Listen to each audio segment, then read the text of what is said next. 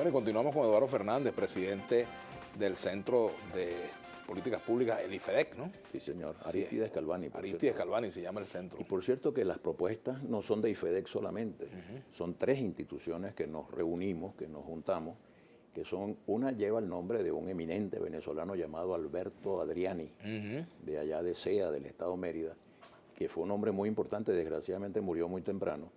Y esa fundación la preside el doctor Román José Duque Corredor, que fue magistrado de la Corte Suprema de Justicia, como se llamaba entonces. Otra es la Fundación Casa de Arturo Uslar Pietri, también otro eminente venezolano que llamó la atención sobre los desvaríos del rentismo en nuestros tiempos. Y esa la preside Antonio Ecarri. Y la Fundación Aristides Calvani, que es IFEDEC, que presido yo. Y uno de los temas es este. Si nos juntamos, si conversamos, creo que podríamos coincidir en el diagnóstico. Venezuela y su economía no andan bien, eso lo dice todo el mundo. Ahora, Eduardo, fíjate tú, perdona que te interrumpa, pero yo noto que se ha venido haciendo ese esfuerzo, ustedes han hecho ese esfuerzo, pero lo vienen haciendo con la misma gente, con los mismos grupos. O sea, no ha habido un espacio donde participe, por ejemplo, gente del chavismo o cercana al chavismo para hablar sobre ese tema. Por eso te preguntaba, claro, ¿cuál sería la estrategia ahora para lograr que esto sea exitoso? Este diálogo, para que tenga éxito, tiene que estar abierto a todos los sectores del país. Nosotros hemos privilegiado la conversación con algunas instituciones fundamentales, el sindicalismo, los empresarios, los productores de riqueza, de empleo, de oportunidades, de bienes y servicios. Las iglesias, no solamente la iglesia católica, que desde luego es la de la mayoría de los venezolanos, sino los otros credos religiosos que actúan en el país. Tuvimos una reunión muy importante donde fue el nuncio apostólico y fue el presidente de la conferencia episcopal sobre la última encíclica del Papa Francisco, que es sobre el tema de la defensa del medio ambiente, la defensa de la casa común, los valores ecológicos. Pero este es un diálogo que tiene que incluir, obviamente, al sector oficial. Ojalá, dentro del oficialismo, pasadas las elecciones, entiendan que el problema es muy grande, que las medidas que hay que tomar son muy importantes. Y yo te tipifico esto en este ejemplo. Tú viste que el gobierno gastó un dinero en hacer una campaña muy buena para explicar a la gente el tema de la gasolina, que es un escándalo. Es decir, lo que Venezuela ha hecho desde hace muchos años, pero sobre todo en los últimos años, de regalar la gasolina para que entonces se genere el problema del contrabando de extracción. Eso hay que resolverlo.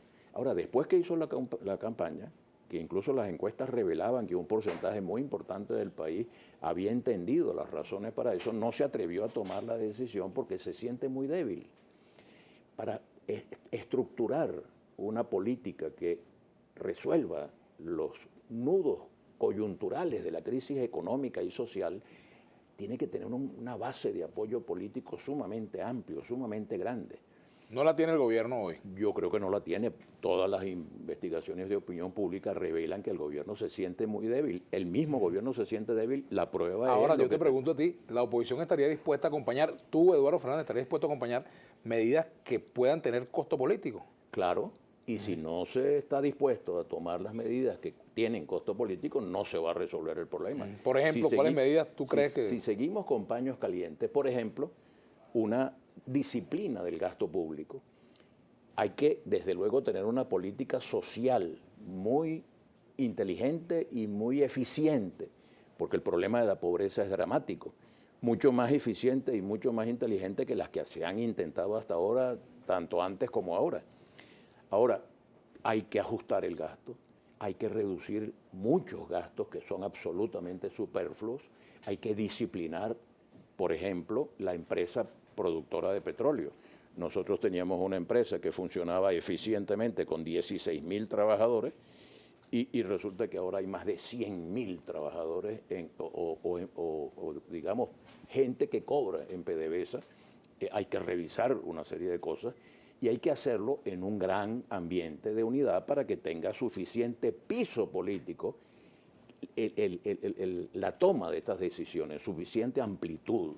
De modo que dejar a un lado tanto pleito inútil y concentrarnos en resolver lo que afecta la vida normal de los venezolanos, la inseguridad, el alto costo de la vida, el desabastecimiento, todo este tipo de cosas que se pueden resolver y que más vale que los resolvamos a tiempo, porque de no resolverse nosotros podemos tener en el año 2016 escenas de violencia y de conflictividad muy grandes y ojalá no tengamos que pagar eso. Ahora, Eduardo, ¿tú crees que es necesario que Venezuela asuma las recomendaciones del Fondo Monetario Internacional?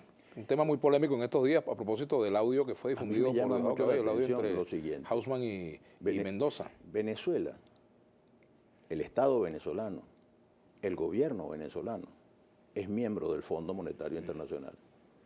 Yo no entendía en tiempos de Carlos Andrés Pérez que se iba al Fondo Monetario Internacional y al mismo tiempo se decía que el fondo era una bomba matagente. No somos miembros del fondo. Durante estos 16 años de revolución socialista, el gobierno venezolano no ha dejado de ser miembro del Fondo Monetario Internacional. Es como que tú eres miembro del country club y dices, no, eso es un club horrible. Y tú, señor, si usted es miembro del club, entonces, ¿qué es lo que está haciendo usted para mejorar eso? Entonces, somos miembros del Fondo Monetario. Acaba el gobierno hace muy poco tiempo de pedirle al fondo unos dineros que son del gobierno y del Estado venezolano y que el fondo está obligado a entregárselos sin condicionamiento. Otra cosa distinta sería que el gobierno pidiera una asistencia. ¿Cuál es el condicionamiento, señores? Enserien su política económica, pongan en orden. Por cierto, que el fondo no es el mismo fondo de cuando Carlos Andrés Pérez, el fondo ha evolucionado. ¿En el fondo no es el mismo? Fíjate tú, ha cambiado muchísimo, tanto que la crisis griega, por ejemplo, el Fondo Monetario Internacional dijo, yo no participo en las negociaciones con los países europeos porque ustedes le están exigiendo demasiado a Grecia. Ustedes tienen que ver cómo flexibilizan la política que le están recomendando a Grecia. Yo siento que nosotros vamos a tener, ojalá sin condicionamientos del Fondo Monetario Internacional, que enseriar la política económica venezolana y lograr producir más, porque, Vladimir, 96% de las divisas venezolanas vienen de una sola industria, que es el petróleo. Entonces tenemos que diversificar nuestra economía. Venezuela tiene como producir muchas cosas que en este momento estamos importando. Por de pronto el pabellón criollo. Nosotros en Venezuela antes producíamos arroz, producíamos caraotas, producíamos carne. Ahora todo eso lo tenemos que importar. Eso hay que resolverlo. Tenemos que hacer una pausa. Y se puede. Y volvemos con Eduardo Fernández, ¿Cómo no? presidente del IFEDEC. Ya venimos.